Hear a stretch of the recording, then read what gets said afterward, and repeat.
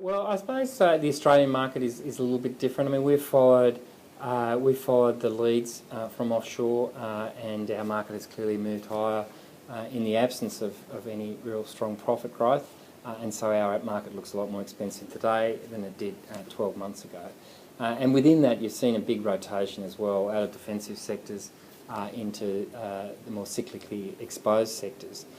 So, you know, big move in cyclicals that you've seen over the last 6 months at least, we think now presents a risk for companies in those sectors because we actually have a slightly more cautious view on the economy here in Australia than a lot of the other, I think, economists.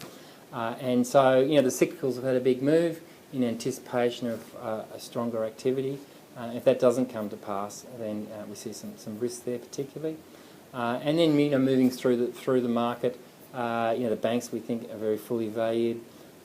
Resources probably a little bit more benign. You know, we're 2 years into a bear market, and resources valuations look okay. You're seeing the odd upgrade, but we still see significant risks, particularly for the bulk commodity producers, which is where most of the money is invested. We were quite negative on the bulk commodities. And China, you've seen a meaningful tightening in credit conditions in China, and that's still to flow through in terms of credit defaults and balance sheet impact. So, you know, we see some risks for resources, but you know, valuations look okay. The companies have come back a long way over the last 2 years, and so they probably look okay. I think you have to be selective in resources. Yeah. There's some, you know, the fundamentals are different for different commodities. The bulks we suggested are probably going to struggle, but you know, there's some other commodities that look really interesting.